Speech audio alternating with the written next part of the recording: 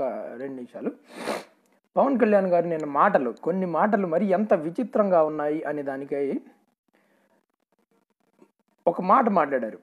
మాటలు కాదు చేతలు చెయ్యాలి నాయకులు అనేవాళ్ళు అనే మాట నాకు మరీ ఆశ్చర్యం కల్పించింది. అది మొదటిది. ఎందుకు అనంటే, పవన్ కళ్యాణ్ గారు చేతలు అని అడిగితే సగటు అభిమాని కరెక్ట్గా మా పవన్ కళ్యాణ్ ఇది చేశాడు, ఈ పోరాటం చేశాడు ప్రజల కోసం అని మెహీరాలే నేను రేపు చేస్తాను మా ఛాలెంజ్ సరే ఈ పోరాటం పవన్ కళ్యాణ్ చేశాడు అని టక్కుని చెప్పలేకపోతున్నారు పవన్ కళ్యాణ్ అభిమానులు. ఉద్దానం మీద ఒక సమస్య మీద ఒక 4 రోజులు కేటాయించాడు అని అది ఒకటి. తర్వాత రెండో మాట అనేది పవన్ కళ్యాణ్ అభిమానులు ఎవరు చెప్పలేకపోతున్నారు అసలు. అది పవన్ కళ్యాణ్ దాదాపు ప్రభుత్వం ఏర్పడిన తర్వాత 2014 ప్రభుత్వం ఏర్పడిన తర్వాత ఇప్పుడు నేను చాలాసార్లు చెప్పాను, ఏర్పడిన 46 నెలల్లో 21 రోజులు మాత్రమే ప్రజల్లో ఉన్నాడు. సభలు కావచ్చు, మీటింగ్లు కావచ్చు, ఇంకేదైనా కావచ్చు. ఓన్లీ 21 days లేదా 22 days, 21 22 days.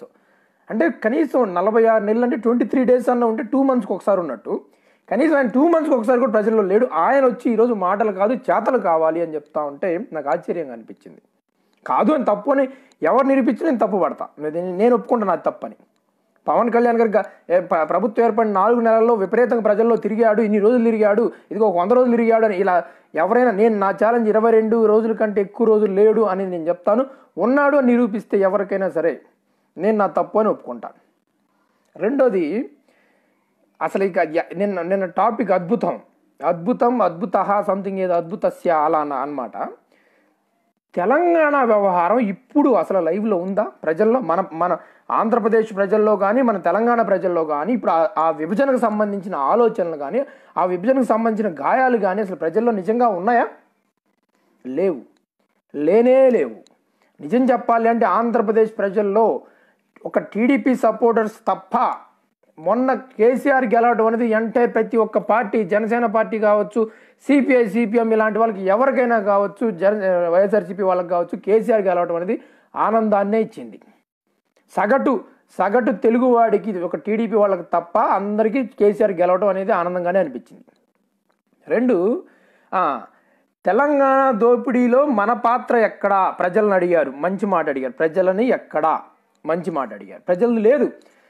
కేవలం హైదరాబాద్లో దోపిడీ వల్ల మాత్రమే ఆ విభజన అనే వాదం వాళ్ళు ఎత్తుకున్నారు. హైదరాబాద్లో దోపిడీ చేసిన ఏ సామాజిక వర్గం అనేది అందరికీ క్లియర్గా తెలుసు.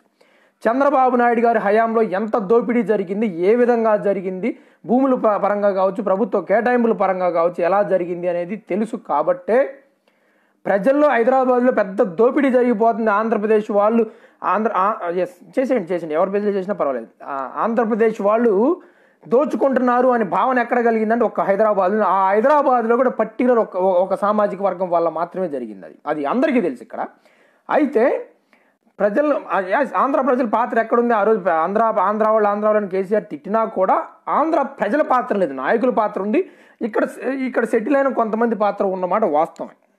అయితే ఆయన చెప్పడం తెనాలిలో కదా, మనోహర్ గారి కాన్స్టిట్యున్సీ కదా, మనోహర్ లాంటి వ్యక్తులు ఆ రోజు మాట్లాడితే ఊపిరి ఆడకుండా గొంతు నిలిమేశారంట.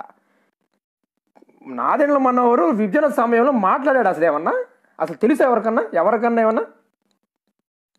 ఎవరన్నా ఎప్పుడన్నా విన్నారా? అసలు నాదెండ్ల మనోహర్ విభజన సమయంలో నాదెండ్ల మనోహర్ దాని గురించి ఏదో మాట్లాడాడని ఎవరికన్నా తెలుసా?